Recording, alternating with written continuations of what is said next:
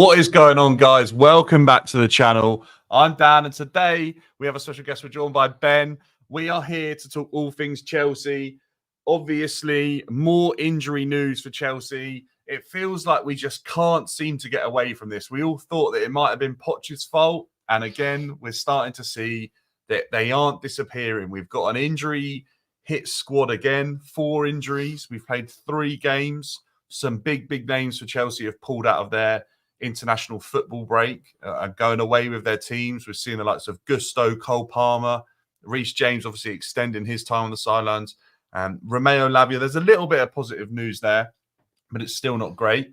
How's everyone doing? Ben, how are you doing? Yeah, I'm doing all right. Starting to get a bit annoyed with the situation at Chelsea, just the place in general. But the 2-week break away from the Premier League, I'll be honest, I've never wanted an international break more. I'm sick of this season already. I can't stand Maresca's the way he talks about the club. You can tell no one's really buying into the club in the way all the fans remember. I just want to. We need to address the injury crisis that we've got going on. Well, let's get one thing straight. The injury crisis isn't Maresca's fault. Do we think we've just bought poorly when it comes to players and let's just get to a few. The track record is horrendous with anyone that's had an injury or had a problem with a manager or any bad baggage with it. We've signed. We've decided to go for all the wrong attitudes, wrong personnel, but we're giving them the longest contract. Like Jackson is around fairly often, and it's just not the player that we want around all the time. We need REECE James to be around as much as Jackson's around. Yeah, I don't disagree. Obviously, it's good that some players are durable. It's good that some players are able to maintain their fitness, but we're definitely starting to see repeat offenders on the injury list. Yeah. It's definitely the same names. Lavia missed all the last season. I mean, Cole Palmer, this is the first sort of time that I can remember him. A lot of that's fatigue, and it's an obvious chance to get Cole Palmer some rest. Yeah, I was wondering that too. International football friendly is pointless. Cole Palmer is not injured, to be fair. Exactly. And actually, what I like is some players have decided to actually remain at Chelsea to continue their development plan or their injury recovery schedule, whatever it is, to protect these assets, which is actually a good move because realistically, without being too disrespectful to international football, no one gives a shit about the international break coming up right now. Everyone I speak to, I mean, me and Dan Knight were speaking about it the other day. Like, no one is bothered about this international break, especially with how the Euros ended and the way Southgate's gone out. No one wants to see Lee Carsley's England. So no one's bothered. There's no charisma about that fella. I was watching an interview with him today, and it's almost, it's just draining. It's a repeat of the Southgate situation, but I just do not think the results are going to come in the same manner. Yeah.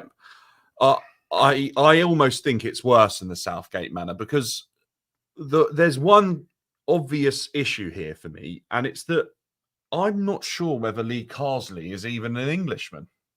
I'm pretty sure in the sticker books somewhere, don't know if we've got one here, but we might have something. Bear with me. The old Everton ones. I think he's Irish.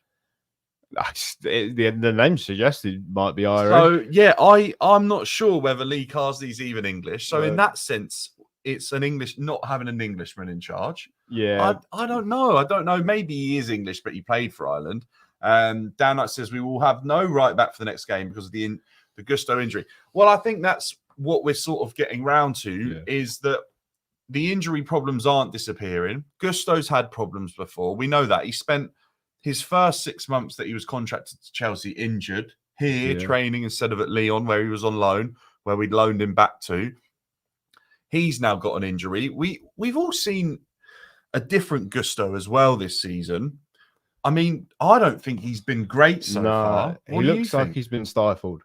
Like, there was the flair player, the progressive, like, right back, the kind of like, once this player gets used to the role, he's going to be able to make it his own, depending on the situation with REECE. But I'm looking at him now like he's conservative, and I thought it would be a more free-flowing from the fullbacks. And I'll be honest, the left-back situation is disastrous when Cucurella's back to before the Haaland song. I mean, the geezer's lost his head again. I thought that in the last game. Yeah. I must admit that was the most erratic I think I've seen Cucurella in a while, and I think he'd calmed himself down. Maybe he's believing his own hype a little bit too much at the moment. But yeah, there's definitely something to say that any of our fullbacks this season definitely don't seem to look on the level that they finished last season on, or that we've. No, I'll say last season, because even REECE James come back for what a couple of minutes and looked really good though. And then already again we've got more of an issue. So that's disappointing for me that Maresca would feel that is the right thing to do in terms of stifling those fullbacks. But we're seeing them in a weird role. We're not just seeing them invert how we saw Cucurella invert. I don't actually think that's been a factor as much as I was expecting, because you saw the Cucurella was glaringly obvious, and let's be realistic, the older Chelsea fans around the ground, like, they will not have a right back or a left back in the midfield because that doesn't make sense to them. And it reigns true, and then we win a game and they don't care. It's so apparent. But now it's back to the complaints. If a right back or a left back goes into midfield, it's, oh, why are they doing that? And it's once or twice a game, and it's not Cucurella starting in midfield and then occupying that midfield space. I mean, we could have done with him sitting in midfield the other day. It's the space that Enzo and Caicedo left. One of them was essentially playing next to Jackson, and the other one might as well have been sitting in goal. Like, it's just a bit of a disaster. Like, I'm not going to say that I know football tactically better than Maresca, but he's got to be aware that there's a big old gap in that midfield. Yeah, and I think it took him far too long to realise that. I think it wasn't until we saw, I think, Gusto go off that Caicedo went to right back, and then Caicedo started drifting more into a central role rather than, like, I feel like we've seen Gusto play as an 8 sort of 10 hybrid. I saw an awful lot when he played at the weekend, him in between Cole Palmer and Madueke. Gusto, yeah. Yeah. And I was thinking, I can't see why he's there, because for the majority of the game, Wesley Fofana occupied the right back slot. Yeah. And then we saw, let's think about it. We saw Caicedo drop into the midfield, drop into the defence. Essentially a centre-back all game. Like that worked when you had a player like a Javi Garcia, who everyone knew as like a Man City. Yeah, Man City, yeah. Who's the other one that played for Bayern Munich? Xavi Hernandez? No, Xavi. He was a defensive midfielder. Yeah, he was. And then out of nowhere, he is a centre back. There you go, Xavi Martinez. Yeah.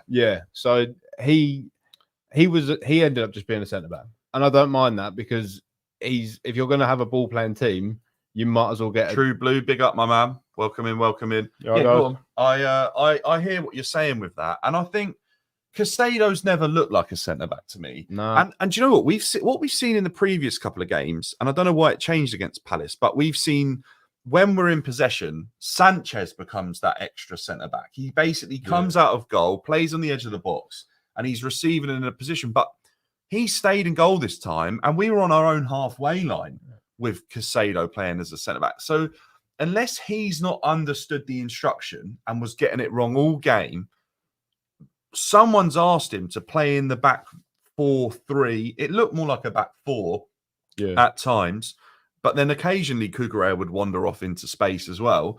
And that it's just baffled me that we were, whatever the system is, right? No matter what the tactics are, I don't think there should ever be an area of space on the pitch that is that vacant in a game of football. Never. And that for me was the issue. Not in a Premier League game. You can't win a football game with no midfield.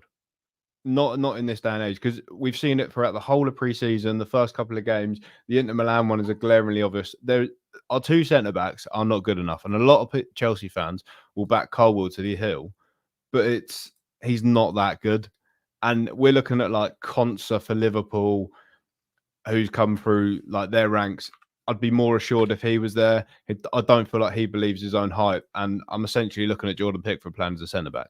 He's a long ball specialist, and I think the best game he's had, he hasn't had much to do because Mateta offered absolutely nothing.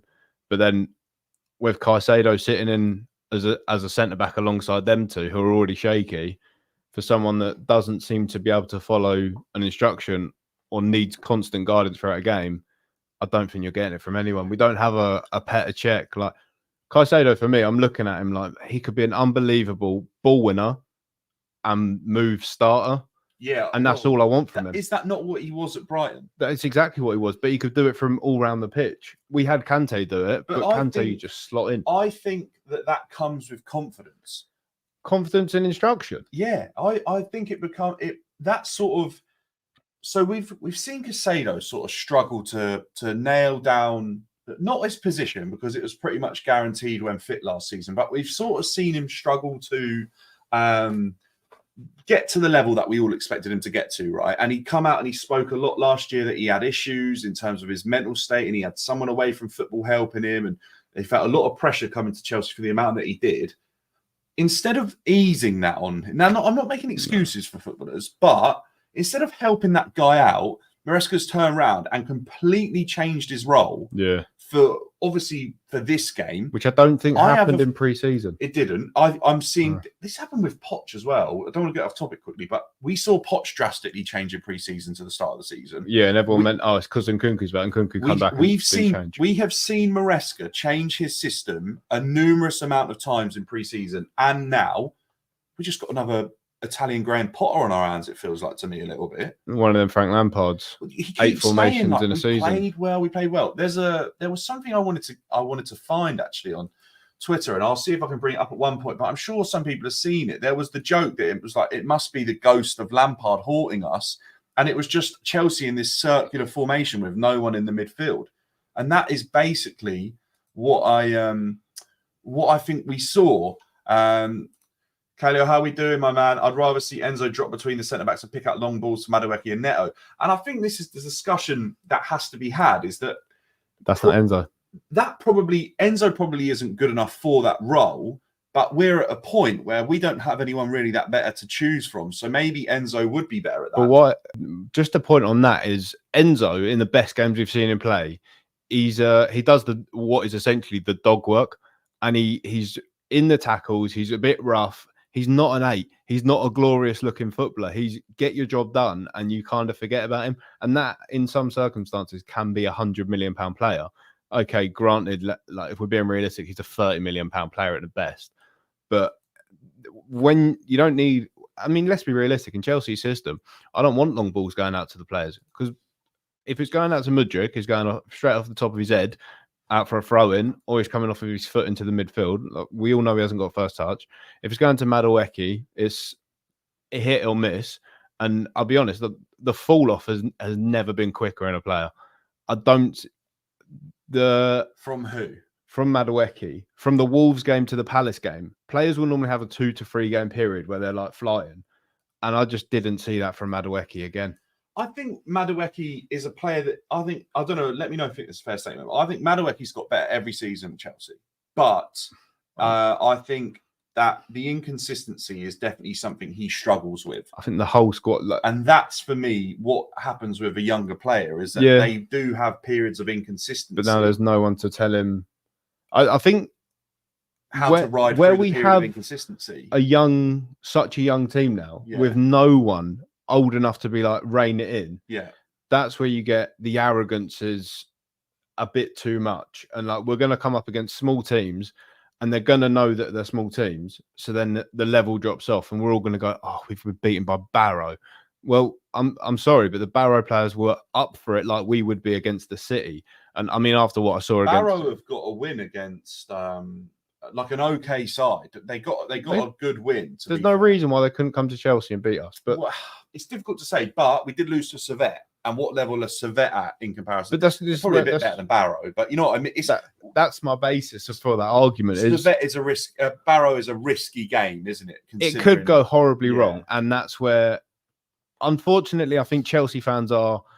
And I don't want to make us seem like we're all done by, because let's be realistic. If people my and your age, we've had it very, very good, but we're impatient. And people can say that we're not, and other clubs are worse than us. Like Watford might be the worst club aside from us with sacking managers. We are an impatient group. We've been fed the need for change from the Abramovich era, but we've had so much success and so much joy watching Chelsea, and that's why we're all like ridiculously devoted Chelsea fans, because we just crave the success. And like, we've got to a final last year, we've lost it. We're questioning whether the manager's even got us got the ability to get to a final and do well, because Tottenham manager. But it's like, I don't see Maresca being the type of manager that's ever going to get us top 2. I haven't seen enough early on. I've got to be honest. I was probably expecting. Didn't he throw away a 13-point lead with Leicester? He did, as Leicester fans have told me. I think I was probably conned into thinking we'd see a different style of football than what I've seen a bit more so far. I honestly, I don't know what you think, but I thought the football might look a little. And from what I even saw at Leicester, I thought it might look a little bit more like what I've seen from Arne Slot at Liverpool, rather than what I've seen from Chelsea. We've been heavily dependent on our counter-attack under Maresca. Yeah. We've very rarely created a chance. I don't mind the counter-attack inside, because you watch... Me neither, but I don't think that's it. He said himself that being good in transition, or not being good in transitions, but being focused on achieving success through transitions isn't what he's focusing on. So if that's not what he's focusing on, we're going a little bit wrong. Is it? Is he trying to? No, I don't think he's a mind game manager. Like, let's be realistic. We've had some managers come in and they win you over instantly. Like Thomas Tuchel wasn't that guy, and then I had question marks about him from his time at PSG, from the arguments at Dortmund. Like, he hadn't got on with managers, and we'd seen that happen before with Mourinho. And I'll be honest, looking back on it, Tuchel is my favourite ever Chelsea manager. Ever. Yeah. I was at the perfect age to be able to just follow Chelsea in the Champions League. And I never got that with Mourinho. I was too young. Yeah. Conte was a weird one. Conte was my favourite probably in season 1, because I thought it was unbelievable. The highs were so high. The highs were amazingly high under Conte. There's no denying that. By the way, I just want to say, Sam, I think this is absolutely bang on. I think in transition, Madueke proved what he did to Will Hughes at the weekend is exactly where he's unbelievable. Against Wolves, unbelievable. Could do that. What I'll say is, I think against Wolves, he was incredibly clinical. He absolutely outperformed his XG. I think we had 1 XG and the bloke scored 3. I mean, I have no idea about XG. Well, XG is the expected amount of goals that you're predicted to score in a certain area of the pitch. Well, Wolves 2 and ours was 1. Well, Wolves had a better XG than Chelsea on that day, but it doesn't matter, right? What I'm saying is, when we played against Palace and even Servette, I felt like Madueke was no way near as clinical. No. And was actually against Palace was even wasteful, because there was that one drag left-footed shot that went out towards the edge of like the where the 18-yard line hits the byline.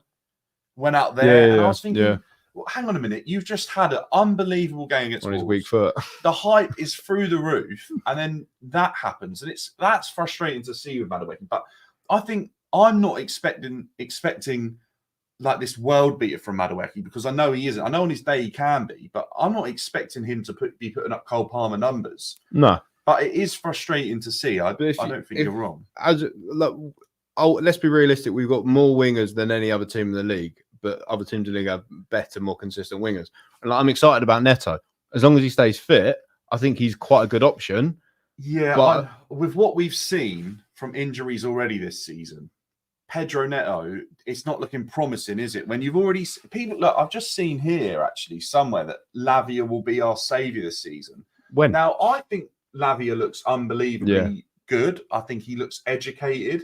I think he looks like he could be a really good player. And someone said that Lavia Caicedo going forward would be a great midfield. I think that is the midfield going forward. And Enzo is allowed to be a little bit further forward, not out of my personal choice. Hear me out on this. I think you can get away with playing Enzo.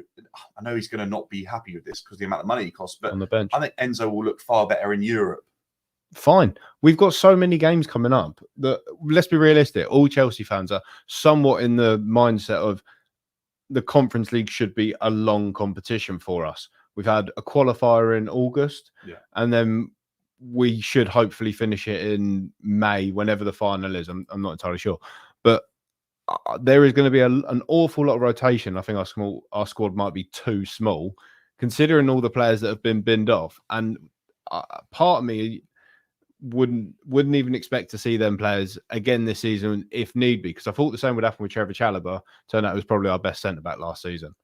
Well, this is what actually, just covering on injuries, last year, very similar point in the season, if you remember, it was the first League Cup round, right, that we got an injury at right back, and Cucurella had to play right back. Yeah. And then he had a great game, and we were like, oh, there we go, we'll keep Cucurella.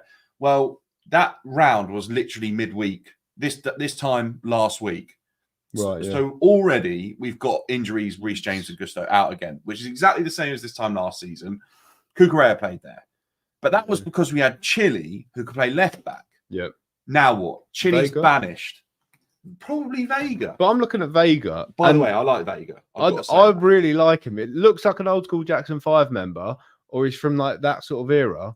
But I really like the presence that he brings to the pitch. And he kind of gives you that centre back in left back vibe, very similar to Vardio. He inverted. Yeah, I agree. He inverted the other week. And because of the centre mid position and like nature, I feel like that inverting becomes far more natural. I want to see Reece James back and being able to do that, because I think that was the whole preseason was based on that. Because I might be wrong, but Reece James started at right back every game. Okay, so hear me out on this. You see what Wesley Fofana did the other day? Yeah. Is that the Reece James plan? You see where Casado drops in, right? This is the only way I was thinking. Casado or the midfielder drops into centre-back to make that a 4. Fofana, the centre-back, moved out to right back. Reece James is then at right back for the majority of the game. And then the actual right back, probably being Gusto, instead of going up to the 10, which was the issue for me, should be good enough to come into the 6. And then I actually think that those tactics work. But because the other day we saw Fofana, then you have a leader on the pitch, by the way, of Reece. But what we saw the other day was Gusto was going too high, Enzo Fernandez was too high, and Cucurella had to keep covering at left centre-back. And when he went inside, he didn't really come inside to the point that the 6 was occupied. And then he wanted Cole Palmer to drop in. And there's a lot of moving parts. I'm not having Cole Palmer as anywhere near my defensive midfield unless he's annoyed and picking up the ball because we're 1-0 down. Well, this is what I was trying to work out. Do you think that was instruction? Or do you think... No, I think Cole Palmer is the enigma. Like, he's the one person or the player in every team that you go, just do what you want. Like, everyone will look at Hazard and they'll be like, oh, Hazard on the left wing was so good. Right, granted. But then when you watch videos, Hazard cutting through the middle of the pitch from the edge of our box, that's not Hazard's position, is it? Like, any manager that turns to Hazard and go, right, if we're on the counter attack, we need you in this certain position.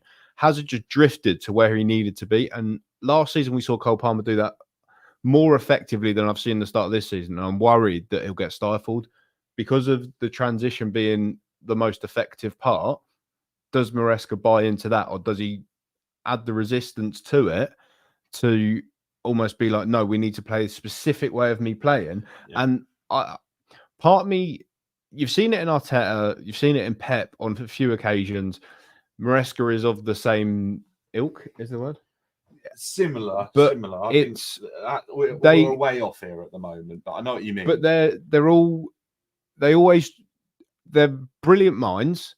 Maresca might not be the case. He's obviously just worked under Pep, so you kind of just put them two together, not at the same level, not by a long stretch, but you put them in the same mindset of the same things might happen. And on occasion, Pep Guardiola has tried to be too smart.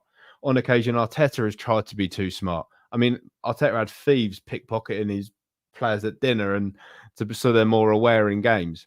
I'm not sure that entirely works. I'd just be more aware when I'm going out to a restaurant that I don't get robbed, especially with the watches, wallets, and all sorts that they're going to have on them. But you've seen them try to be too smart. And my worry is that you've got a very, very young squad with no experience of how he's played previously, apart from Dewsbury Hall, who's not at the level.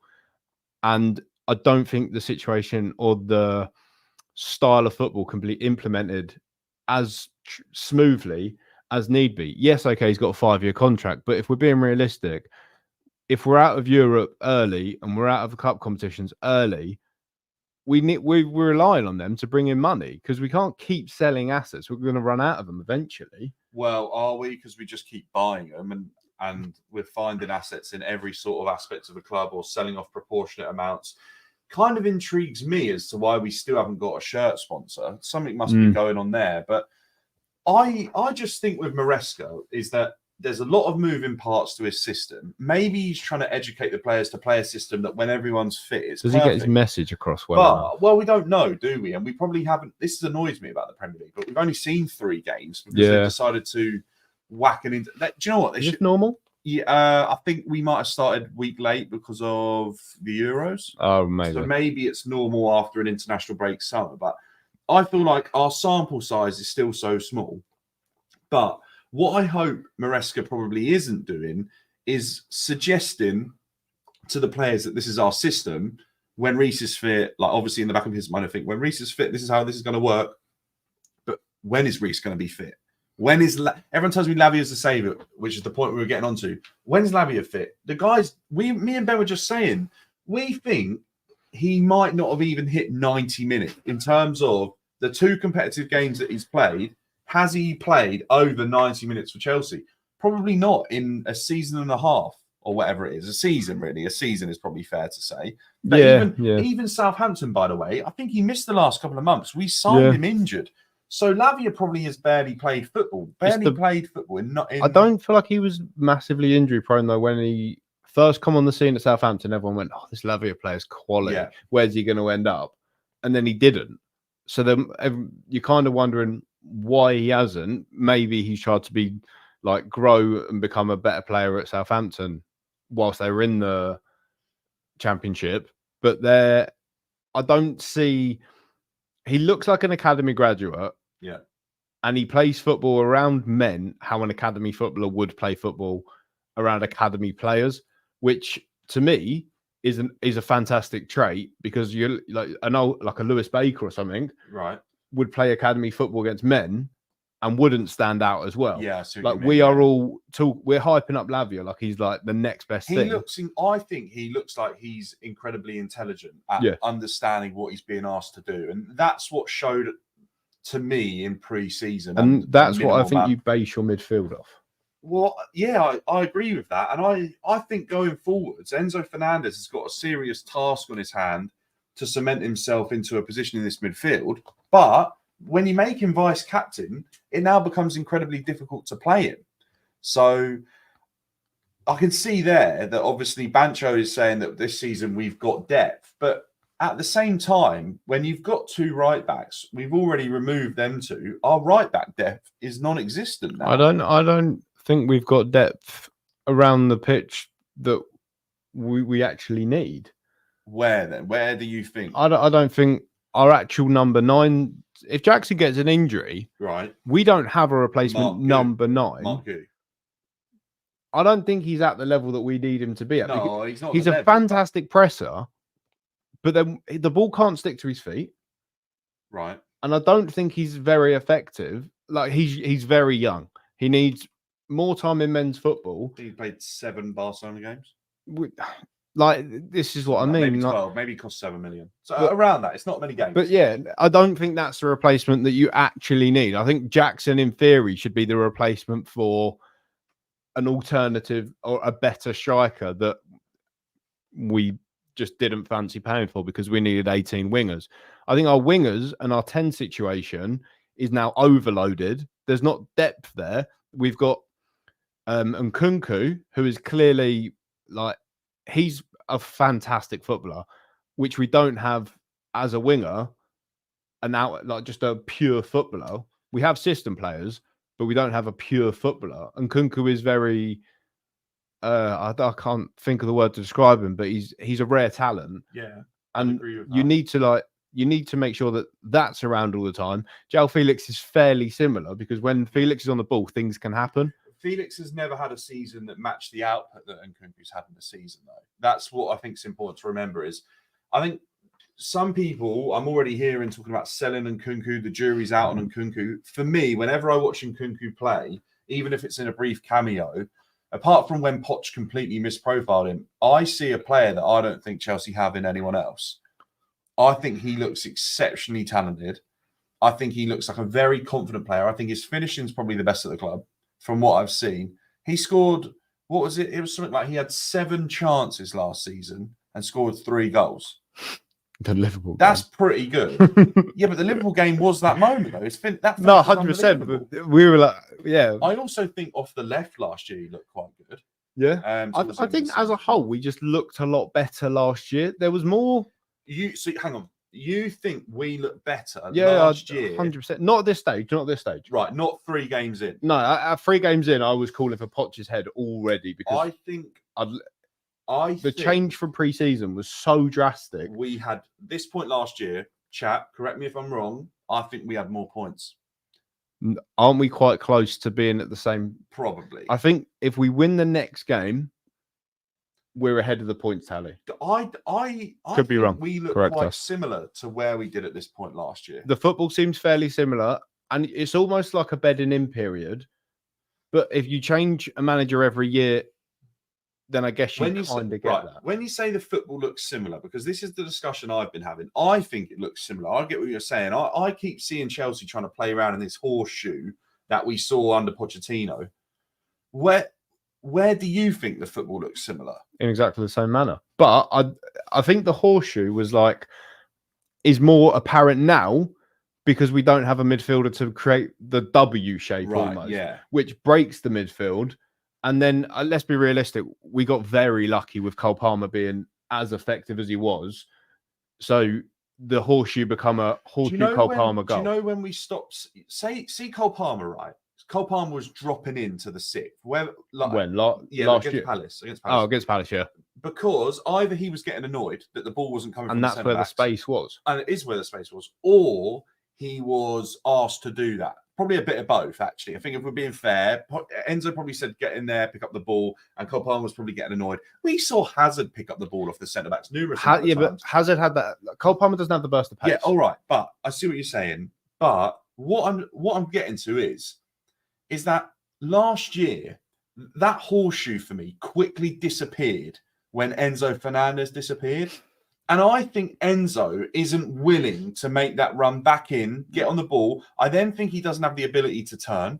And what I've noticed is we're sort of neglecting that big area in the middle to focus our build-up on the sides. And then I think with Enzo Fernandez about 3 times turned the ball over on that left-hand side channel where between Cucurella and Neto. Enzo got caught in possession a couple of times there. But he can't make the ground back up. Well, we saw a 37-year-old Ronaldo lose possession in the same part. And then slide tackle him, I think. Yeah. Yeah. And I know it's doing the rounds on Twitter in a minute because you pushed Scott McTominay out of the way to make the challenge. But you've seen him do it at 37. We're talking about a 24-year-old who hasn't even got the legs to cover the 60 yards that he needs to cover. And I'd give him a specific spot on the pitch. A better coach would have a much better production out of Enzo Fernandez. I mean, Frank Lampard had a better output. Both of them. Because Enzo Fernandez first come in and every single Chelsea fan was like, oh, great. We've got that player. Fabregas. And we've got the player that wants to win because you could tell he has a dirty side as well. I mean, that might come with the Argentinian background that a lot of the players have that worker mentality. And I like it. We need that. Like every club needs that player. And I don't see Arsenal with the fight in them in like that midfield area. So I'll take Enzo Fernandez for that. But for the footballing aspect, if we're going to be on the ball all the time, I don't see the position where Enzo Fernandez actually fits in. I think we'd probably be better off Enzo Fernandez not being a Chelsea player and having a Carney. What, instead of Enzo? Because if let's say we're basing it off of a Lavia Caicedo, which from the chat I'm seeing maybe that's the expected formation or the expected midfield base, and then the next player is going to it's probably going to be Cole Palmer. With the way we've bought wingers, it's probably going to be Cole Palmer in that furthest midfield position. Yes, but it probably will be. But I did just see this point, and this is probably for me what I'd like to see as well. Is I genuinely think that Cole Palmer provides. Hear me out on this. I think Cole Palmer provides more consistency than Oni Madueke out on the right. Yeah, 100%. I think he's capable of playing on the right. Can beat him, man. The way Maresca has this system where he frees up players from certain positions by people moving into different ones. Someone can cover if he ever goes inside. We have fullbacks in Gusto and REECE that can easily, we saw it last season, do a job when they overlap Cole Palmer and allow him to drift in. I think Cole Palmer starting on the right is far more dangerous drifting in centrally because he doesn't get picked up. Yeah. And I think Nkunku has shown that as a 10, he is able to cover a huge area of the pitch. He also won't crowd Palmer because they'll link up well, and Nkunku's far more happier to drift out towards the left. Yeah. And I just think that would be better for me. And Sam says it here as well. I genuinely think this is the way forward as well. And I think most people would suggest that. However, Enzo Maresca very early on this season stated that Cole Palmer is someone he views centrally. And that's a worry for me because I wouldn't have Madueke in the team on a consistent basis as a starter every week over Nkunku and Cole Palmer. Now, if it meant Cole Palmer played 10 and Nkunku left wing, then Madueke might have a shot at right wing. But I genuinely think the front three we should be seeing without injury, or the attacking three we should see, is Cole Palmer and Nkunku and probably Pedro Neto. Or Pedro Neto playing where? Left wing. Left wing. Yeah.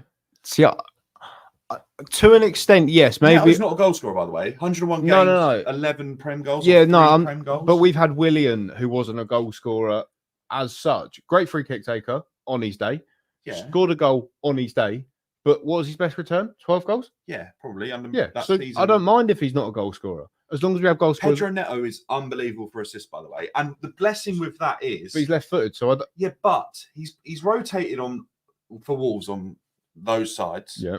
But with Neto, with Nkunku, with Palmer, they are all more than capable of rotating around that three. I don't know why it's so rigid. Fluid system. Well, it's rigid in some areas, isn't it? In terms of his wingers, Madueke and on Neto the pitch and Jackson are rigid. But I think that's player. That's on the players. You reckon? Because a Mourinho would be like, go and do what you want. Yeah.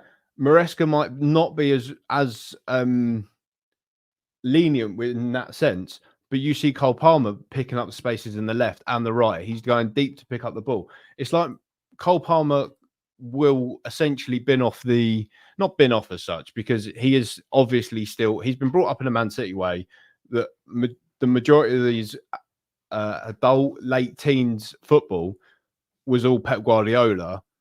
So he's going to listen to a system to an extent, but he's also, yes, he's a winner. He'll come out of position to pick up the ball to create, which I'm fine with, but everyone else has to kind of come into line with that. So if he's on the right-hand side, the right winger has to be able to play in the middle. And if they can't, they have to be able to play on the left. And then the left winger, Nkunku, has to be able to come in on the 10 or play as a second striker to help Jackson. Because let's be realistic. We could get away for another season with him up front, score 15 goals, and it's fine. And miss a lot of chances. But if he scored every chance that we get annoyed at him, we're in the title race. 100%, but you need, because that's he becomes a 25 goal striker. How many teams do you say, they just need that clinical striker? Everyone's been saying that about Arsenal. Everyone needs They got 90 goals last year without a clinical striker. Yeah, because not struggling. That striker doesn't exist as much in world football anymore as it once did. I think Every team had a striker. I feel like that striker might be more apparent now as the younger players are taking that role on. Whereas like Haaland is just a goal scorer. Like, you're never getting around it. Whatever team he plays in, if he's not playing at City, if he's playing somewhere else, he'll score goals. I always thought that Haaland would fit perfectly in at Chelsea under the old regime. Now, I just think he'd be backed by the fans. He would still score goals. It's Haaland. I mean, if Nicholas Jackson was playing for Palace, half the Premier League would be turning around and being like, let's sign him. Let's just go and get him. Get him for 40 million. He's absolutely the frustrating thing with Jackson is that game, right? Against Palace, He scores. Look, all we can do is ask him to score. He scored against Wolves very early on. Yeah. Scores against Palace in an open goal. He can't miss, even though he probably could. Right. But then he gets the chance where he's like 1-on-1 on the left-hand side with Henderson, and Henderson saves it. And everyone's like, oh, Jackson could have scored that. It's not a should have scored, it's a could have scored. And maybe, just maybe, a better striker scores that, or he had the shot, didn't he, on the right-hand side that hit the side netting? Yeah. Do you remember that late on? And then maybe he could have played the pass. But celebrate that. What I want to ask you, and I want to get onto this, and guys, what I'll say is we've got quite a few of us in here at the moment. If we can hit 20 likes by the end of this stream, that'd be unbelievable. That takes every single person in here right now to smash a like on the video. And if you haven't already, make sure to subscribe to the channel. We're on the road to 3,000 subs on YouTube, which is absolutely crazy. We're trying to bring some lives and different types of content to the channel. So tune in if you're enjoying it, and make sure to check out all the other social medias as well. TikTok, I'm live on there. I was live on there earlier today. And make sure to tune in across all the different platforms if you want to talk to me when I'm not live on YouTube. But what I want to get onto is, I think this is a bit of an issue that I'm starting to see in this Chelsea side right now. And it's this individualism. And I think this is coming from the players that we're signing. We saw a lot of players at the weekend against Palace not release the ball, not pass, not when they should have. We saw Nkunku take too many touches. We saw João Felix take too many touches. Enzo Fernandez take too many touches. A lot of players, even Cole Palmer at times.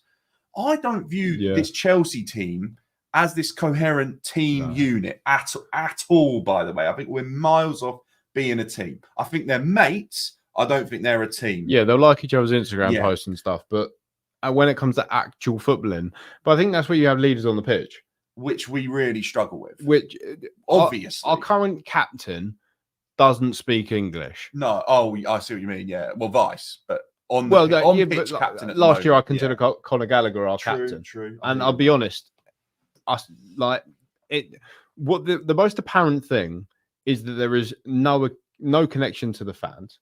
So the fans can't get behind an individual player, because let's be realistic. We were singing Willian's song. Guys, right now, if you're watching, if you're watching, put your favourite Chelsea player in the chat right now. I just want to see something. Right now, type your favourite Chelsea player's name in the chat. I want to see something, because Ben tells me all the time that he's a season ticket holder. He's there every single game.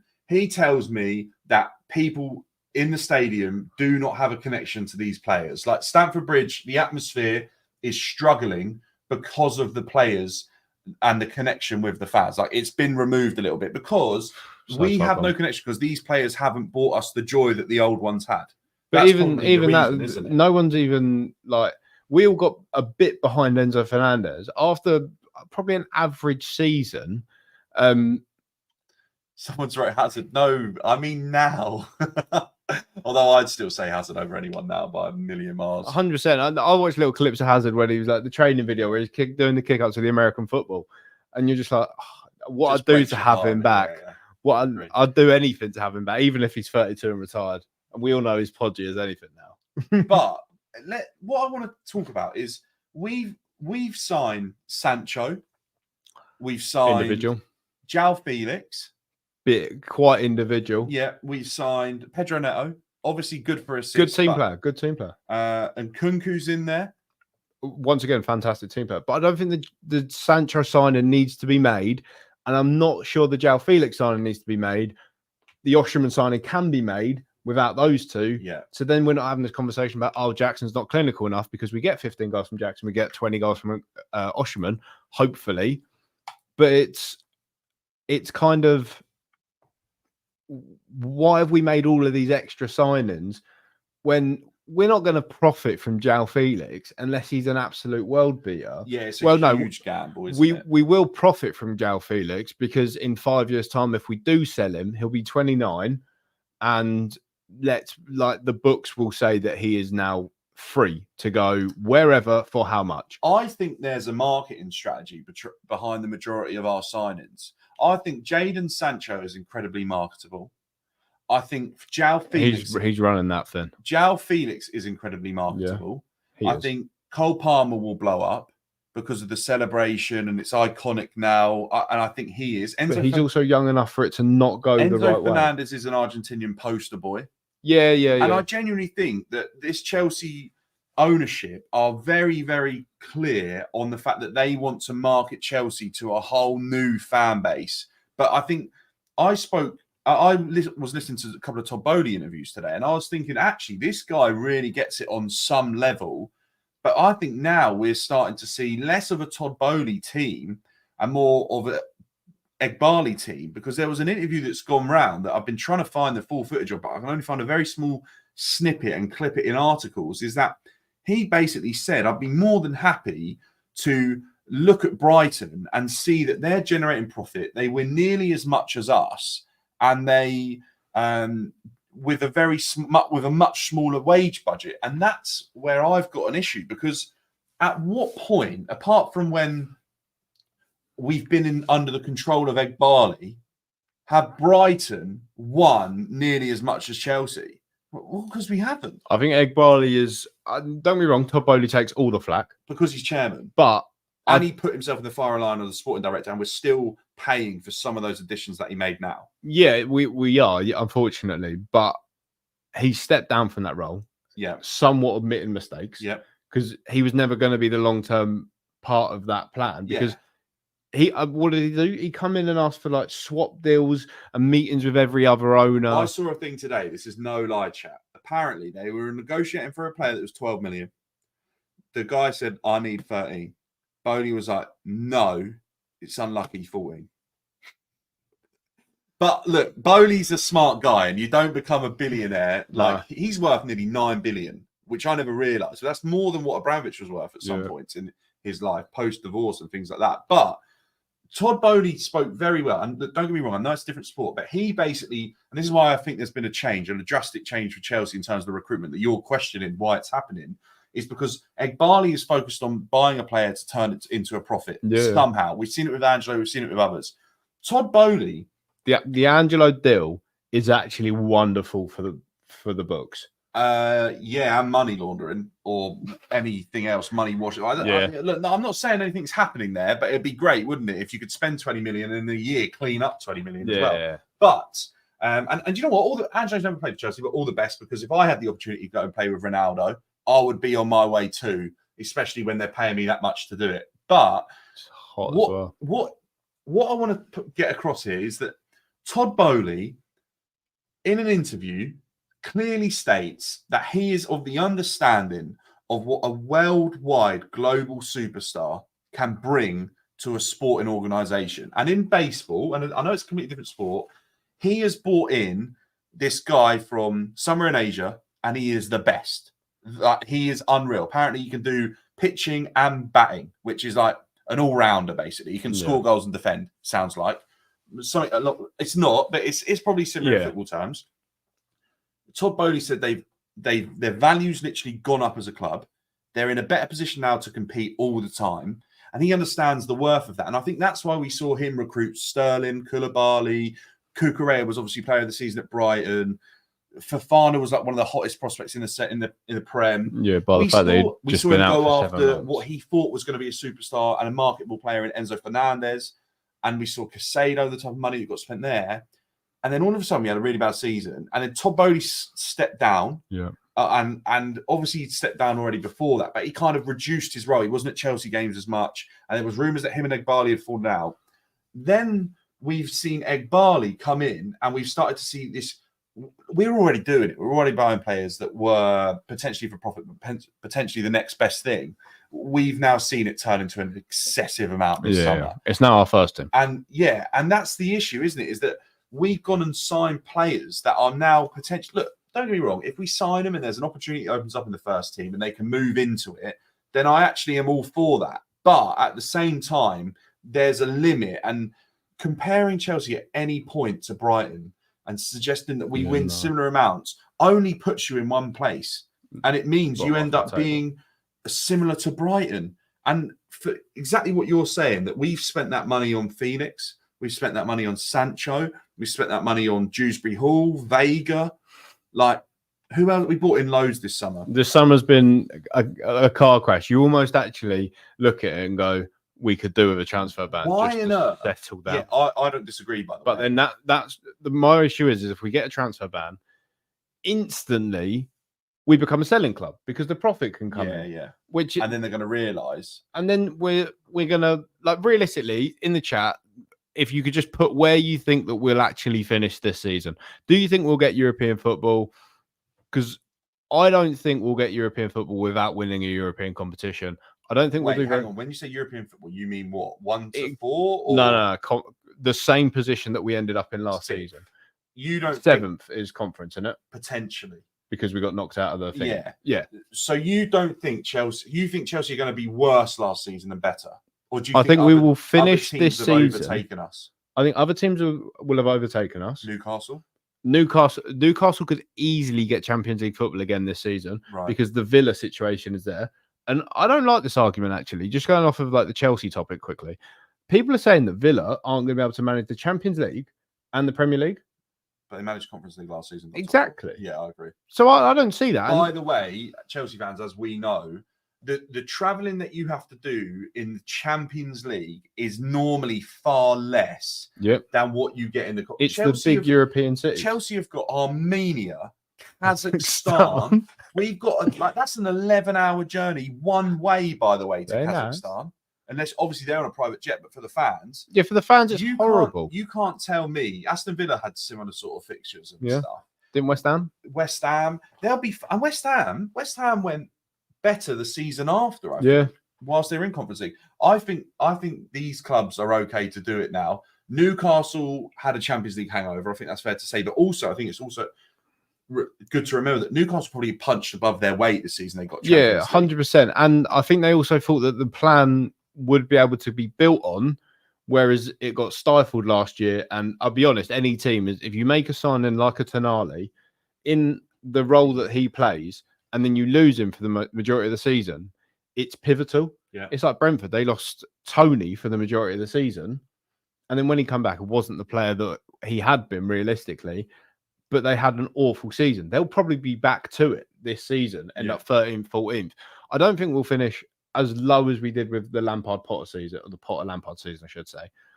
But I do think that we will finish between the 10th, the 8th to 10th. If we get 8th, 9th, or 10th, that is my expectation. I honestly, Chelsea, please prove me wrong. Yeah, I'm in the boat that I want to be proved wrong as well. I've said for me that my absolute look, whether or not it's what I believe will happen, my minimum expectation for this season is 5th.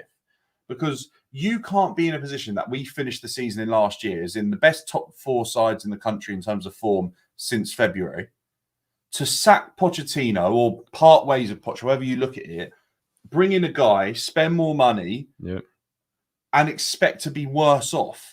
You can't. However, don't get me wrong, I fully understand the fact that losing Thiago Silva and Trevor Chalobah from our defence and Conor Gallagher, who played a lot of games last season, is an issue. But then if you would have kept Chalobah in, got rid of Fofana, who I understand you can't get rid of because he's not clear profit, and also kept Conor Gallagher, who currently would be occupying that massive gap we've got in midfield, you start to create a spine. And then you've got Palmer. And then you've got Jackson. Fine. Jackson doesn't get you 20 goals a season. He might one day, but he isn't going to at the minute. I mean, he proved me wrong again. That's absolutely fine. But then you've got a spine. Everyone else is interchangeable. We can sign a better goalkeeper because goalkeepers are kind of easier to get hold of. Or if one of the 9 ends up better. Yeah. Like Jorgensen might have a fantastic Conference League tournament. And we go, well, he's got to go in next season because Sanchez is the worst of all the options. Probably the best of all the options is on loan at Bournemouth. In Kepa. Yeah. Drastically bad, the goalkeeping situation. I mean, that's what baffles me the most, and it baffles the most people I've spoke to, is the fact that there were probably 3 key areas that I think Chelsea needed to strengthen in this window, and we haven't. And that was striker, centre-back, and goalkeeper. Yeah. The goalkeeper we've bought in hasn't strengthened what happened because I actually think Petrovic is better than him. Centre-back wise, we bought in Tosin but lost Chalobah and Thiago Silva. So even numbers wise, Vega you might push into there. Yeah. But then we've lost Chile, so Vega also has to cover as a left back. So we haven't strengthened necessarily. And then right back, I think we were always okay. But the other option we needed to strengthen was probably to give Jackson competition. And we didn't get that. No. At no point, by the way, was anyone saying going into the season with Mudryk, Sterling, Cole Palmer, Madueke, and Kunku. There's a couple of other players as well that could have probably played there. Even like Tariq George was having preseason minutes. We played the other day. No one was like, "Oh, we need to recruit wingers." And tens. What did we sign? 2, 3. Pedro Neto, Sancho, Felix. Which, by the way, when you say it on paper, sounds really exciting. But when you go and look at their recent seasons, Neto's barely played more than 15 games in a Premier League season on average. This is my problem. Is Sancho's not performed in the Prem. Signing off hype. And Felix got 1 goal in the Prem and now 2. Yeah, the signing of hype. The thing is, the fact that Felix has come in and scored, because let's be realistic, these players are at such a high level and their output can be so high that they might not need a great season last season because they can just find form. And it doesn't, like, sometimes we could turn around and be like, oh, why have we signed him? But realistically, it could actually just work because the quality of player is so high. I don't think you've got that in Sancho, but I do think you've got that in Felix. Now we've just got to crowbar Felix into the scene. Yeah, well, I don't think we're crowbarring him in unless you're trying to start him every single week. What we kind of finished with actually was a 4 in behind. We had left wing, remind me if I'm wrong, but we had left wing was Mudryk, right wing was to finish. Yeah, and Kunku. Yeah, Cole Palmer and Felix behind Jackson or not? A free for all. Was Jackson on the pitch at that point?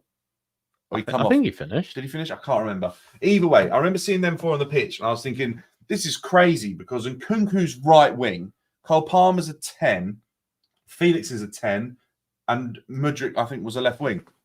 And I was thinking, this is an attempt at a bit of a shoehorn. And I think that's where England teams in the past, international break and all that, have really struggled because they've tried to shoehorn too many players into a team and it never works. Sometimes you have to just go, look, you're all good players, but if I put you in and I put you in, I've got no one to do this job. And actually, it's better that someone does this job for me than someone not do anything at all. And that's what I think we saw is that Enzo Maresca shoehorned all these players in and basically didn't get anyone in to cover his 6 because he was trying to get Enzo to do something. He was trying to get Gusto to do something, Casado to leave the 6. And then I actually think that in the second half, Glasner fully realised that, by the way, absolutely stifled us in terms of every time we got near their 18-yard box, 2 or 3 man on the ball. Yep. No matter where it was, we moved the ball around, they got someone on. And basically, second half was very, very uneventful for Chelsea and Palace. Their goal. Yeah. Palace didn't do much. The goal, by the way. Well, go on. You let me know your thoughts on the goal because I've got mine. From behind. Was it Matthew Ardland? No, it was Shedden. Yeah. So I'm seeing that from behind. You see the defence open up. Yeah. And the one place Eze can put it, he puts it. Yeah. Unbelievable finish, by the way, because to get it outside of the post and then back in is like, it is a great finish. And anyone would say from a midfielder or winger scoring from that position, Williams done it a couple of times, you're like, what a goal. Yeah. Great finish. Now, I'm not a goalkeeper and I don't know about starting positions, but when your whole defence is covering the right-hand side, in the case of a free kick, does the keeper not have to kind of consider where the ball is going to go?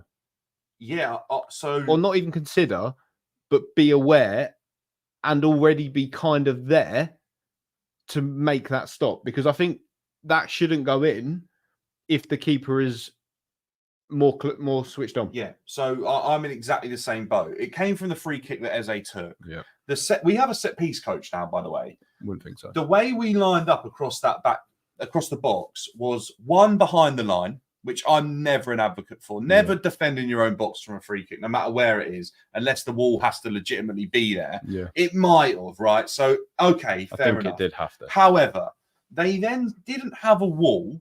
They had a one-man wall, and they spread out with like a huge gap all the way along the edge of the 18 and a bit more. There were so many gaps all the way through. The distance between our players was massive. Then they took the free kick. I think it was like a little dink. Yeah. Everyone then retracted even more. And then, but instead of everyone getting tighter and back together, which a leader would instruct them to do, or the goalkeeper should have instructed A them to well-organised team. They stayed just as wide. Yeah. They looked at the ball and thought, who's going out to that? And then they had someone, Wharton, I think it was, get on the ball. Wharton then played the ball out to someone, and then it came to Eze. By the time it had got to Eze and all that, there was 3 more passes. I think it, what's the other guy called that come on? Doucouré. He changed that game. By the way, completely. he was really, really good. I do have to say they had a lot of injury problems last year. Doucouré gets the ball. I can't remember if he lost it or passed it, but in the time that Wharton, Doucouré, Eze had that ball, the Chelsea defence hadn't stepped forward. They were still miles away from even the 18-yard line. Then Eze gets the ball. No one closes him down. But everyone's sort of out to the side where the ball had gone by this point, to an extent, right? And he's a bit bunched up on the right, and then a lot of space where Eze was, and that's why he had that open shot on the vision of goal. I'm spot on with you, by the way. Sanchez, Eze can't, unless he goes under all these jumping players, and it's this unbelievable finish, and then you go, fair enough. He can't go anywhere else, mate. So gamble and take a step to the left. I don't know how close they were. Even if he takes a step to the left and Eze drills it straight at him, he can adjust. He should be able to. Because we've seen Sanchez do that, actually. The reactions, Sanchez has half decent reactions. I don't think he did well enough for that goal. And there was another moment when the ball got drilled at Sanchez and his hands folded and it went just over the bar. Yeah, like his wrist collapsed. And I was thinking, this is not a keeper that is at the level of fighting for European places. And it's frustrating to see, it's frustrating to watch. And hopefully going forward, we start to see a bit more of a consistent level of performances and team selection under Maresca. But when you have the amount of players that we do, I don't think that's going to happen. I really don't. But look, guys, we're going to wrap it. We've been live for an hour. We've had a load of people in there chatting, which has been fantastic. Ben's obviously doing this for like his second time. If you didn't see it before, we did Liverpool 4-1. Liverpool when Nkunku scored 4-1. Yeah. What's the reaction from the goal? Yeah, that was hilariously funny. We were both basically slating Nkunku, saying he's doing nothing, and then he scored. The unbelievable feat, great finish. Just what I want. It is a very funny clip. To be fair, I think it's even a short on TikTok or YouTube. But go and have a look. If you haven't already, make sure to smash a like on the video. Make sure to subscribe if you're new. Me and Ben are going to try and do this more often as well. We'd love to see more of you guys coming in and giving us stuff to talk about. Obviously, it's international break, and we're just kind of reviewing where Chelsea are at off the last game in the season so far. It's such a small sample size that everything we're saying now is just based on what we've seen over 2 or 3 games. Obviously, after the 10, 15, 20, we'll be able to assess it in a way better way if Maresca gets to that. I'm hoping that some of the guys in the chat that have said that give it time, we will give it time. We are essentially just going off of our, like Dan says, the small sample size that we actually have. 3 games plus the pre-season. I think the problem we have the most is the fact that the difference from pre-season to now is so drastic again that you're like, where are we at and where are we going? And I hope it is a positive turnaround and we do catch on at the end of the season. Then next season might be the better season. And I think pre-season can always be difficult and be different to where you're going to be in your season. But the issue right now is that what we've seen in pre-season isn't quite what we've seen starting the first 3 games. And I think that personally, we've been playing this in a way that benefits us if we're in transition.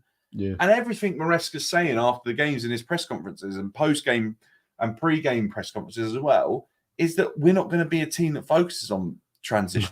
And that is baffling me because somehow I think the board have assembled a team of players that are individuals that are exceptional on their own in transition. And ultimately, that's not what this manager wants. So at what point is the manager going to go, actually, maybe we need to play in a way that benefits this team to its strengths, which I've said all of last season, when the game is open, this Chelsea side can beat anyone. Yeah. And I genuinely think they can because we saw it against City, we scored 4. We saw it against Man United. We saw it against Liverpool at times last season. We saw it against not beating them obviously, but competing with teams that challenge for the title. Yeah. And ultimately, when we've tried to be in possession and play slower and break down teams, we've struggled against low blocks, mid blocks, because we don't have unlockers. Yeah, no. We've got transitional unlockers like a Cole Palmer and a Madueke and an Nkunku and a Felix. We haven't got a Fabregas, a Wan Mata, like someone that can make an Odegaard, players like that in a modern game that can make stuff happen. Because I hate referring to older players because people won't have watched them. They won't have like a recent memory of what they were doing. But let's have. I'm happy with Maresca because he has a proper structure. We can see what he wants to do, criticize player, and also love them. He works as hard as a player on the training pitch. So far, so good. Just carry on. Well, let's see how I'll it goes. be honest. 4 points for me out of the first 3 games isn't acceptable when you've played Palace and Wolves. I think we should have been on 6. I think most people think we were probably good enough to win that. But it's early days. It's not drastic yet. But I will be very annoyed if we lose out in the Champions League by 2 points because we should have been ready to go after pre-season. He's had a lot of players there early doors, and he's binned half of them off. Which is ridiculous. But he actually, after players he worked with, Raheem Sterling came back early. And by the way, no one will tell me Raheem Sterling is not more effective in the team than Neto and Mudryk. I actually think that Sterling gets a hat-trick against Wolves if he's playing and the same situations occur. I do still think that Sterling gets the hat-trick because of that and possibly another, depending on how many chances are created. But he's gone to Arsenal, and now Arsenal have got a luxury of riches. They've got essentially Sterling and Trossard as sub-wingers. I have said that at some point this season, Raheem Sterling will probably be keeping Martinelli out of the team. I think Martinelli's days are numbered. We can get onto it another day. But let's see what happens a few games in. Yeah. But I don't think Martinelli's even been close to the same player since Xhaka left. No. Don't think he's even been close. No. And for me, I don't think they've signed the right... If they're trying to activate their left-hand side again, I don't think they've signed the right player in Mikel Moreno compared to what I think the player they should have gone after, especially after the Euros he had, was Fabian Ruiz. I think it was the closest player they could have got to Xhaka in profile because he's able to put his foot on the ball as a 6 and play and dictate the play. And then he could swiftly move through the lines and find himself in attacking places. And they obviously didn't even try for that. And I think they went for Mikel Merino, which I just don't think is quite the same player. Martinelli's situation is similar to Mudryk. I think the only thing I'll say that's different is I've seen Martinelli perform in the Premier League and I haven't seen Mudryk. I made a joke earlier. Actually, we're on TikTok, right? And we were doing prime players. So I'll give you an example. We'll do one right now before we wrap up. Yeah, and chat, you can help as well. Obviously not because the camera's frozen. But what we were doing is, as everything froze. Yep. I don't know if we're still live. No, we're not. There we go. We are. We're back. Sorry, guys. Okay. So what I was going to say is we were on TikTok and we were doing a live. Do we not really score? No, we don't score. That was prime someone versus prime someone. So let me give you an example. Prime Ramirez. Yep. Or prime John Obi Mikel. Prime Ramirez, right? So it's quite easy, but it gives you... John Obi Mikel's prime lasted one game. Let me give you another one. Prime, you might have been a bit young. Prime Torres or prime Suarez? For me, prime Suarez. Yeah. Suarez was the only Liverpool fan I've ever celebrated a goal. Fan or player? Only Liverpool player, sorry. What goal? The chest. Control pass. Newcastle, wasn't it? Enrique. No, was it Norwich? The curly-headed centre-back. No, it was Newcastle. Control with his chest. Touch ever so slightly with his right. Goal. And then the celebration with the taped hand. Like, it's iconic. Suarez at Liverpool was next level. And that is probably tainted because Torres come to Chelsea. Yeah, don't forget how good Torres was. That's what I'm saying. Yeah. I don't know if you're a little bit too young to remember that because even I was young when he was bossing it in like 2008. I know who Vidic would say. Torres. Yeah. Yeah. He still has nightmares about it. But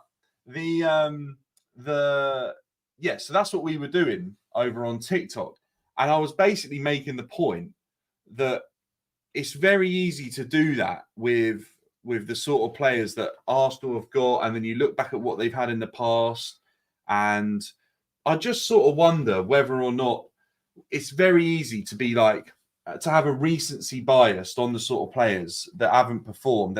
But then we made a joke that was like prime Mudryk or prime Hazard, right? And I know this sounds funny, but someone said in the chat that his cameo against Milner on his debut, he might have looked as good as prime Hazard ever did. No. And don't you remember him dancing through Milner in that? Don't you remember the West Ham goal? No, prime, yes, okay, but it's very similar levels.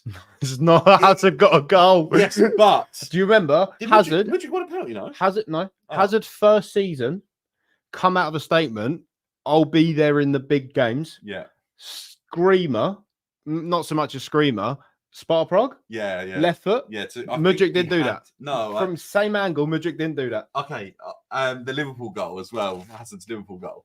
But what the joke is that Mudryk it's just a joke. Looked unbelievable. That cameo, then the cameo against Liverpool. It's a vine. What? It could be a vine. It lasted that long. You're so it could be a TikTok, but it literally shows that Mudryk has never got anywhere near that level, because the fact for a second people thought he was the heir to Hazard's throne shows that he absolutely hasn't got anywhere near. No, but obviously, I know it's a joke. It is a joke. I'm not sat here. By the way, I know what people are like. They take things way too literal. I am not here saying that Mudryk's best ever performance in a Chelsea shirt against a almost retired, I was going to say almost retired, but he's still going now, James Milner at like 35, is that obviously Hazard is miles better. But still, it's quite funny, isn't it? Because it shows the level that Mudryk looked like he was going to be at, and it shows how far away he's been from that. So, yeah, look, guys, been a great stream. Me and Ben loved it. Good chatting to all of you. If you haven't already, make sure to drop a like on the video. We're trying to get 20 likes. And if you haven't already, make sure to subscribe to the channel on the road to 3,000. I will catch you in a bit. Have a good one. We'll try and throw out some streams throughout the international break to get everyone through, because I know how painful it can be, especially when some of you might have to sit there and watch England versus Ireland. That's going to be a tough one. That'll be a tough game. Right. Okay. Oh, do you know what? The only thing I'm saying is I'm intrigued to see players like Angel Gomez and players that have been given a call up that are like really random. Yeah, fair enough. I'm excited to see Maresca Madueke as well. Obviously, you want to support the home players. Exactly. But yeah, it's been great. All right. We'll speak to you in a bit. See you later, guys.